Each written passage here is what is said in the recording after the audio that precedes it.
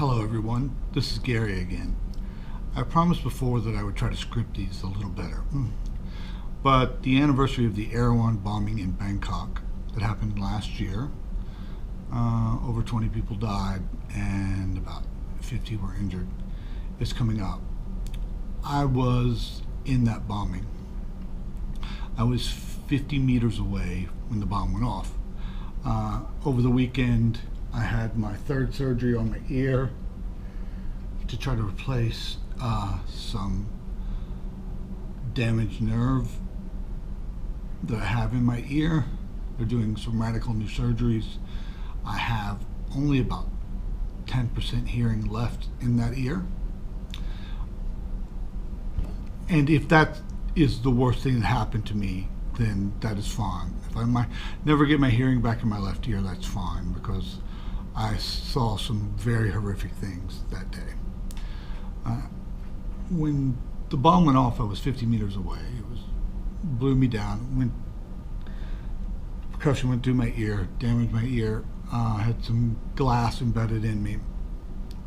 But my wife and I lived very close to the Erawan shrine, so my natural instinct was to run to my wife, which everyone else was running away, which is probably the smart idea.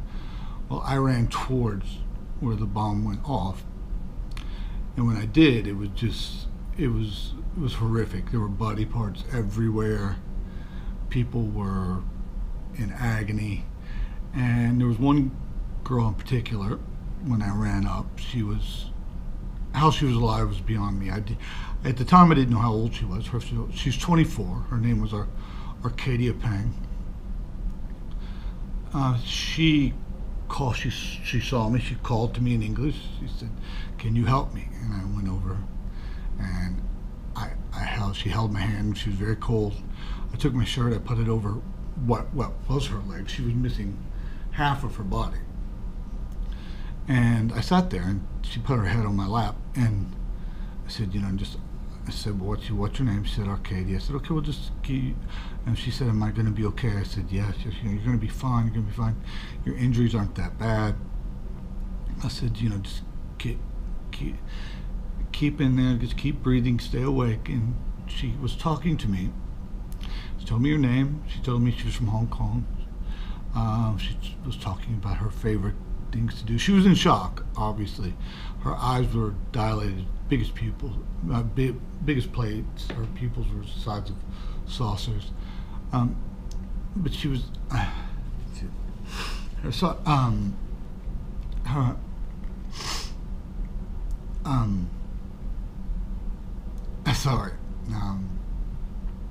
eyes were very big, and she was asking me, she goes, wait, can you help me find my friend? Can you help me find my friend?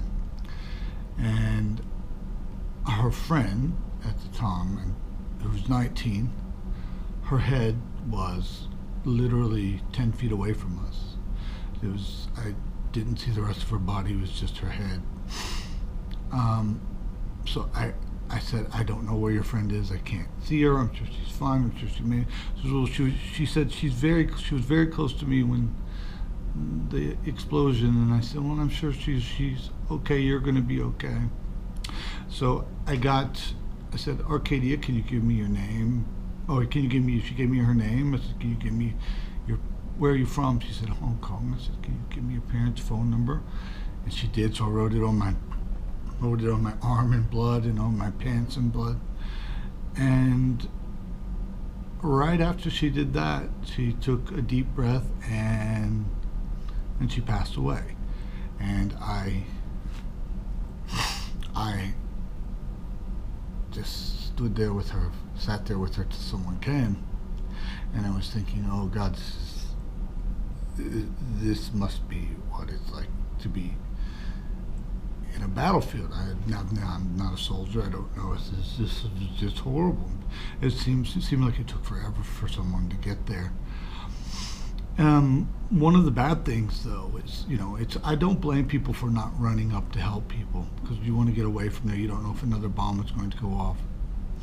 But people were standing around this kind of barrier that they were setting up, and they were taking pictures, taking selfies like it was a movie, and that really, really, really bothered me. So that's the state of the world we're in right now, but that's a whole different story.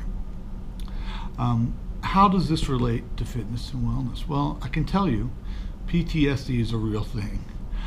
Without fitness, without what I do, without being a physical person, without being very healthy and very active, it had been very difficult for me to deal with a lot of this. During the day, I was fine. I was active and I could do everything, but at night, you don't control what happens after you go to sleep. So I had horrific nightmares for the first 2 or 3 months.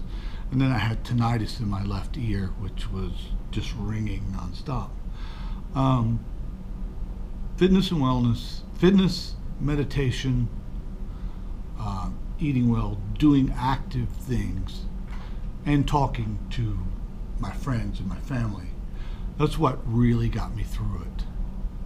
Without those things, I would have not made it. And it's gotten me to the place I am now. Of course, I'm sorry I teared up a little bit. You can't not tear up a little bit when you think about this. This will be with me for the rest of my life. I just wanted to tell everyone who was involved in this, who may have had someone pass away or who are still alive and still remembers these things. You can, if you're having problems, do what I do.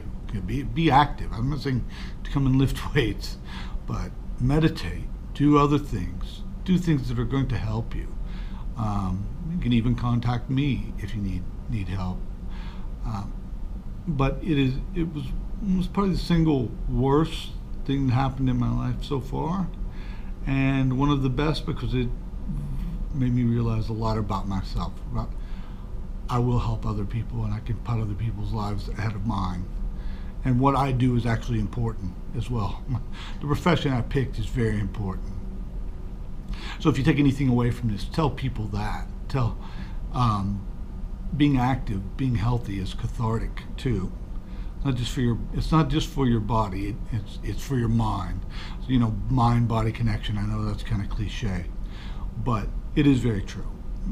So I just wanted to say, everyone, all the Thai people who are out there, everyone from who's Chinese, everyone who was injured, please, God bless, and